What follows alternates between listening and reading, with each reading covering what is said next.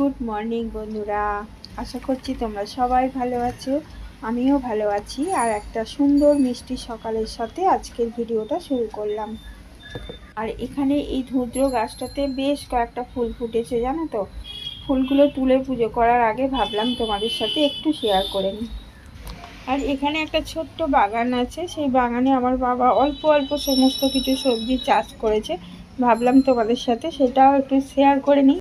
তোমরা একটু দেখে নাও আমাদের চাষে কি কি গাছ লাগানো হয়েছে। প্রথমেই দেখাই, এইগুলো বড় বড় লঙ্কা গাছ। এগুলো সব আগের বছরের লঙ্কা গাছ। এই লঙ্কা গাছগুলো কিন্তু এখনও ভালো লঙ্কা হচ্ছে, সেই জন্য এগুলো এবছর আর কেটে দেওয়া হয়নি। এই দেখো অনেক লঙ্কা হয়ে আছে, দেখছো।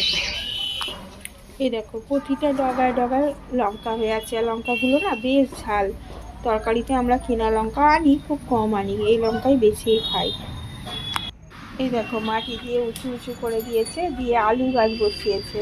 আলু কতটা হবে জানি না, কিন্তু আলু শাক তো খাওয়া যাবে। আলু শাকের ঝাল খেতে ভীষণ ভালো লাগে। আর মাঝে মাঝে টমেটো গাছ। এখানে দেখো অনেকগুলো পেঁয়াজকালি বসিয়েছে, পেঁয়াজকালি হয়েছে, পেঁয়াজ গাছ। আর এখানে হয়েছে লাল নোটে শাক, ঠিক আছে, ছোট ছোট সবে হয়েছে লাল নোটে শাক। সব এক একটা রান্না করব আর তোমাদের সাথে শেয়ার করব। আর এখানে দেখো কত টমেটো গাছ হয়েছে, কাঁচা লঙ্কা গাছ চারিদিকে ছড়িয়ে ছিটিয়ে হয়েছে, বেগুন হয়েছে না, বসিয়েছে বেগুন গাছ। এই দিকটাতেও আবার আলু গাছ বসিয়েছে, কিরকম উঁচু উঁচু করে জল দেওয়ার জন্য ব্যবস্থা করে দিয়েছে। এই দেখো, আর পাশে একটা বড় পুকুর আছে, দেখছো। এই পুকুরটায় আমরা ছোটবেলায় আমরা চান করতাম, সাঁতার কাটেছি, কত সাঁতার কেটেছি। শুধু সাঁতার কেটেছি বললে ভুল হবে, সাঁতার শিখেওছি এই পুকুরে।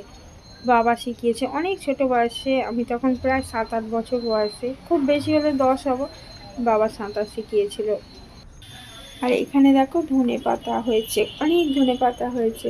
ধনে পাতাগুলোই বেশি আমার সুবিধে হবে, টুক করে এসে তরকারি বসিয়ে তুলে নিয়ে চলে যাব।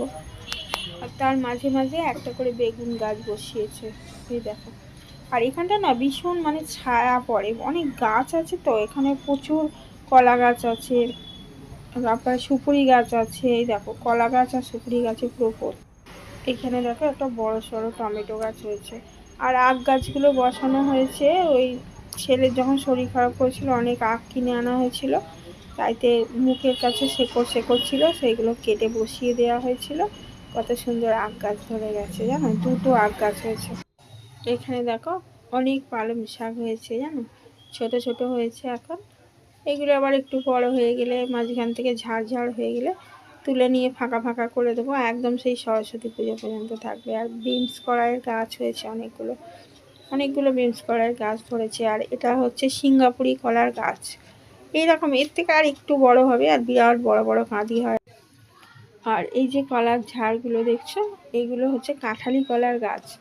অনেকগুলো কাঁঠালি কলার গাছ আছে, আর প্রায় কাঁঠালি কলা হয়। এখনও দেখো এক কাঁদি কলা আর একটা বড় মোচা হয়ে আছে, ওই দেখো ঝোপের মধ্যে, দেখতে পাচ্ছ নিশ্চয়ই। এক কাঁদি কলা আর একটা মোচা হয়ে আছে। এটা আমরা কেটে নেবো, নিয়ে রান্না করব মোচাটা। আর কলাগুলো পাকলে খাবো, প্রায় পাকে। আর এই দেখো সিঙ্গাপুরি কলার যে 2টো গাছ দেখছো না, এই গাছগুলো থেকে অনেক চারা বেরিয়ে যাবে, এই 2টো গাছ থেকেই ভর্তি চারা হয়ে যাবে। আর গাছগুলো বেশি বড় হয় না, কিন্তু প্রচুর বড় বড় কাঁদি হয়। এখানে একটা স্থলপদ্মের গাছ আছে। আর এই দেখো টমি এখানে দাঁড়িয়ে আছে। অনেক তো গাছ দেখা হলো, যাই এবার রান্না বান্নার পর্বটা শেষ করি, তারপর আবার পার্লারে যাব। আমার সব কুটে বেটে রেডি করে এখানে রাখাই আছে। আমি পেঁয়াজ দিয়ে ভালো করে মশলা কষে ঢাকা দিয়ে আঁচটাকে একটু কমিয়ে দিয়ে চলে গেছিলাম ওই বাগানটা ঘুরতে। আর এখন এসেছি, এবার এখানে ঢাকনাটা খুলে রান্নাটা কমপ্লিট করবো, বুঝলে। এই দেখো রান্নাটা খুলছি, পেঁয়াজকালি কষে এখানে আমি ঢাকা দিয়ে রেখে গেছিলাম। আর আদা রসুন পেঁয়াজ সব দিয়ে ভাজা হয়ে গেছে। আর এখানে ফুলকপিটা ভেজে রেখেছি, কড়াইশুঁটি ছাড়ানো আছে। আজকে করব ফুলকপি কড়াইশুঁটি টমেটো দিয়ে আলু দিয়ে রান্না, আর হবে টমেটোর ঝাল। চলো এবার তাড়াতাড়ি করে আমি রান্নাটা সেরে নিই। এই দেখো এখানে কপির তরকারিটা তাড়াতাড়ি করে বসিয়ে দেবো, আর ওখানে গ্যাসে টমেটোর ঝালটা বসিয়ে দেবো, তাহলে তাড়াতাড়ি হয়ে যাবে। আর একা তো দুদিক সামলে আর পারি না। মায়ের যখন শরীরটা ভালো ছিল মা তখন অনেক হেল্প করতো, এই সমস্ত রান্না টান্না মা করে নিত, আমি শুধু কাজ সেরে দোকানে চলে যেতাম। আর এখন তো পুরো চাপটাই আমার একার ওপরে পড়েছে। তোমাদের দাদা ভাই অবশ্য অনেক হেল্প করে, সকালে মানে ও আগে উঠে পড়ে, উঠে চা তৈরি করে, তারপরে গরম জল বসিয়ে দেয় এখানে, তারপরে পুকুরের ভাত, আমাদের ভাত, এগুলো সব বসিয়ে দেয়। আমি ততক্ষণ বাকি কাজ ছেড়ে স্নান করে পুজো করে আস্তে আস্তে ওর অনেক কাজ হয়ে যায়। তাতেও দোকানে যেতে যেতে আমার 10:30, 11টা, এক একদিন 11:30টাও বেজে যায়।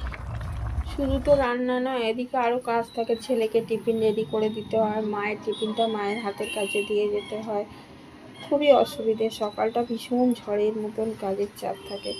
যাই হোক, আজকে পার্লারে গিয়ে তোমাদের সাথে একটা দারুণ জিনিস শেয়ার করবো, জানো খেজুরের গুড় কী করে তৈরি হয়। এই দেখো কি বড় উনুন খেজুরের গুড়ের, আমাদের দোকানের উল্টো দিকেই দেখিয়েছি না খেজুরের গুড় তৈরি হয়, কত দূর থেকে সব লোকেরা এসে এখানে থাকে।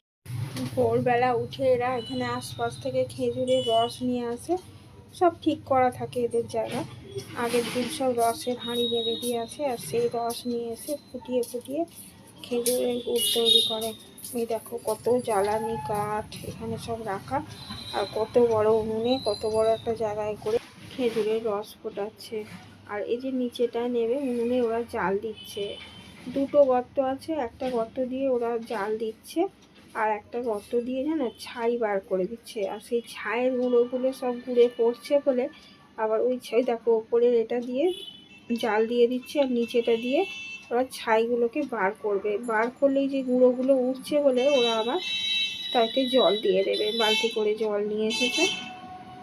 দেখো এখানটা দিয়ে ছাইগুলোকে সব টেনে টেনে বার করবে, আর যে গুঁড়ো সব উড়ে উড়ে তো ঘুরে পড়বে, সেই জন্য ওরা এইখানটায় জল দিয়ে দেবে, বালতি করে মগে করে জল নিয়ে এসছে, জল ছড়া দিয়ে দেবে যাতে আর ওই গুঁড়োগুলো না ওঠে। আর ওই দিকে সব ড্রামে করে করে জায়গা রেখে গেছে, সেগুলো ওরা গুড় সব নিয়ে যাবে, আগে থেকে লাইন দিয়ে রেখে গেছে। কি দেখো, দেখছো কীরকম জল ঢেলে ঢেলে ছাইগুলোকে করে দিচ্ছে যাতে গুঁড়োগুলো না ওঠে।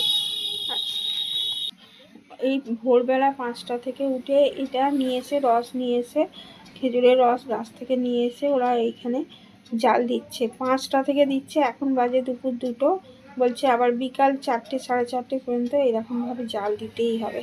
কত খাটুনি বলো তো, মানুষ, আমরা তো জিনিসগুলো পাই পয়সা দিয়ে কিনে খেয়ে নিই, মানুষকে কত কষ্ট করে কত পরিশ্রম করে এই জিনিসগুলো তৈরি করতে হয় বলো তো। এই দেখো এই উনুনের ধোঁয়াটা আবার এখান দিয়ে বেরিয়ে যাচ্ছে, কত সুন্দর বুদ্ধি করে সিস্টেম। আর প্রচুর খড় এসব জ্বালানি হিসাবে ব্যবহার করবে। আর এই দেখো খড়ের মধ্যে ধান রয়েছে বলে আবার পায়রাগুলো এসে খাচ্ছে। তো যারা বন্ধুরা, আজকের মতো ভিডিওটা এখানেই শেষ করছি, আবার দেখা হবে পরের ভিডিও। টাটা।